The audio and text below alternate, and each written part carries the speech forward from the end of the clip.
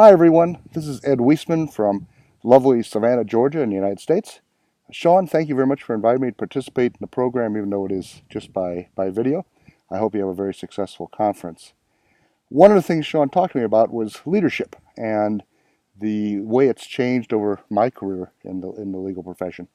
There's been probably no topic that there's been more discussion, training, activity about than leadership. We've talked about whether leaders are born or whether they can be trained.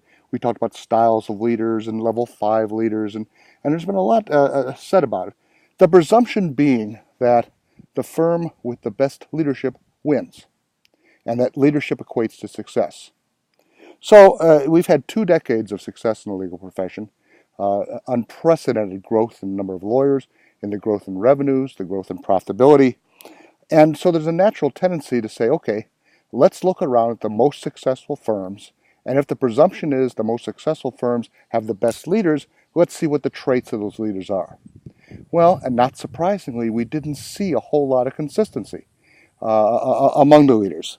I sort of talk or think about leaders as the way I think about symphony conductors. It's their job to hire the musicians and to select the music and decide how it's going to be played and when certain sections should come in and how loud they should be and how fast they should play and get everybody to start and stop at the same time.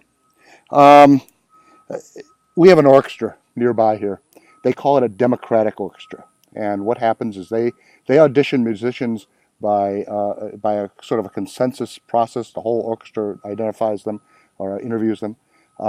They select the music on a consensus basis. They have groups that get together and decide what the music will be and how it'll be played.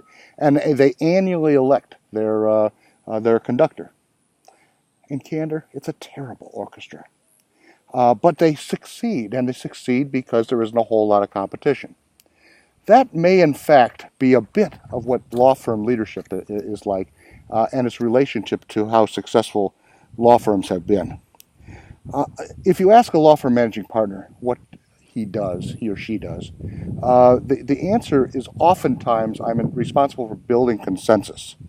Well, one of the difficulties is we're seeing a breakdown in the way you build or are able to build consensus in law firms. Part of it is just sheer size. When you think about a law firm that's a couple hundred people, little less a law firm that's several thousand people, it's hard to go around and measure and certainly not build consensus. Then you build into internationalism that builds in time zones and communication problems and language problems and vast cultural problems. And you add to it things like Swiss Verein structures that limit the real cultural glue, I guess you'd say, to a law firm because they are indeed, depending on the firm, loose configurations or confederations of lawyers, and you end up with a sort of a breakdown in the culture that's necessary to operate on a consensus basis. So the result is the world is changing dramatically and very rapidly for law firm leaders. They can't just enunciate what's popular.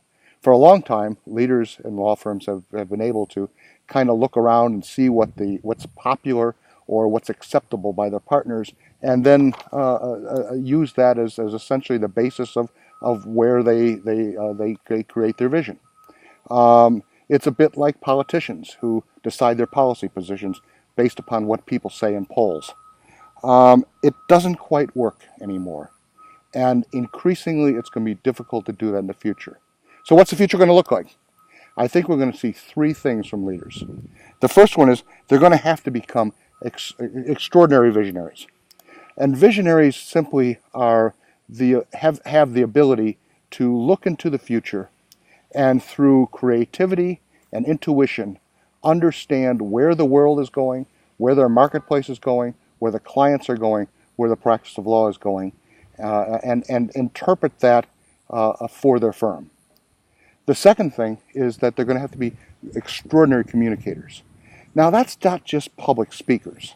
They're going to have to be able to be storytellers, to be able to present a compelling feature of the vision so that we're not just saying, here is the vision, we're going to be saying, how this is the way that it affects you. Um, the third thing is they're going to have to be builders. And by builders, I mean they're going to have to be able to implement the vision that they see.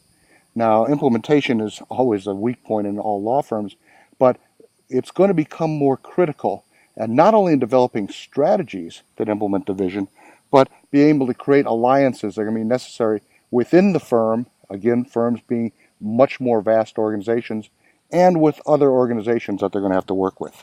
So, in short, the easy money in the practice law has been made. We've had the good years, and the years in the future are going to be much more challenging. And so, as a result, simply being in the right place at the right time won't work in terms of being a successful leader. The leaders are going to have to do what we've been giving them credit for doing for a lot of years. And that's going to take some very extraordinary people. I hope you have a fantastic conference. Wish I was there with you. Best regards. Cheers.